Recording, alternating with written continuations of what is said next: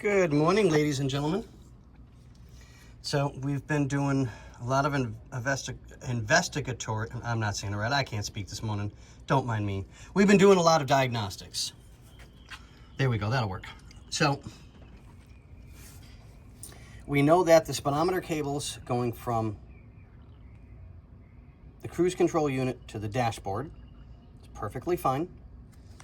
We know the speedometer cable going from the transmission to the cruise control is perfectly fine. They're dirty, nasty, and crusty, but whatever, they're still good. And it's one of those, if it ain't broke, don't fix it. So as I got to the transmission, let me grab my cardboard real quick. So I wasn't sure on the speedometer cable because we didn't have a working speedometer. So I was like, okay, well, let's double check, make sure that we've got what we need to have. And of course, here we go, underneath the car. So right there is your speedometer cable going in.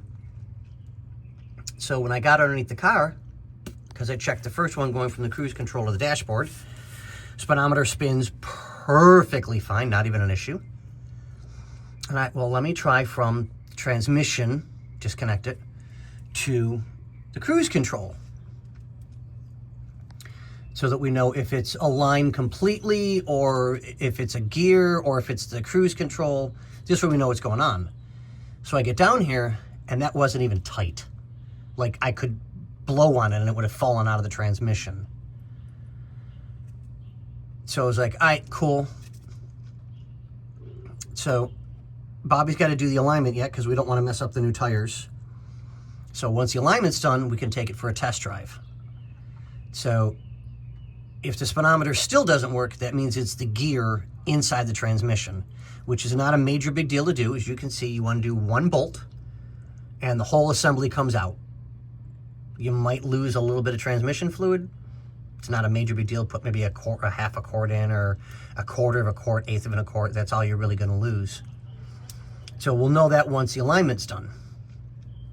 And then I can check this because we need to go around the block once or twice to make sure that the speedometer cable does what it's supposed to at proper speed. So I'll pace them, flash them, hey, we're at 10. Pace them, flash them, hey, we're at 20. And make sure everything is corresponding to it's supposed to. So there's your update on the transmission. I'm getting too old for this. There we go. Put my cardboard back. So we had what's called a drivability issue. So if you look, yeah, granted, the hoses don't look real bad. And I was like, all right, well, I mean, they're dirty, but that's not a big deal. And I'm not understanding why we have such an issue with this thing driving right. You ready? So this is what we see until we flip it over. Split.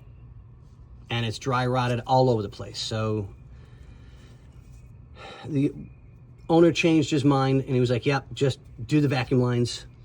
So we are replacing every single vacuum line on the car. So we're going to come over here to show you why. Let me see if I can get that to focus.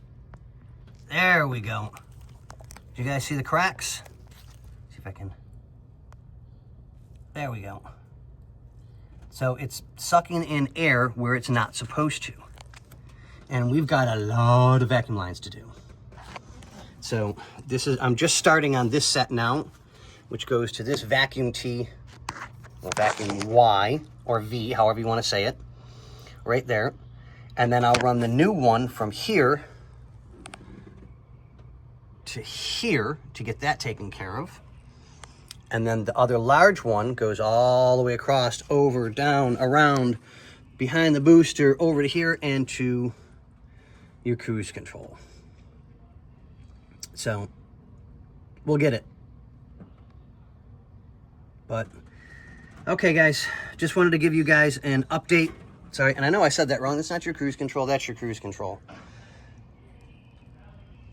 So yeah, let me get back to work before the slave driver or boss, my boss decides to yell at me that I'm not moving or working or whatever.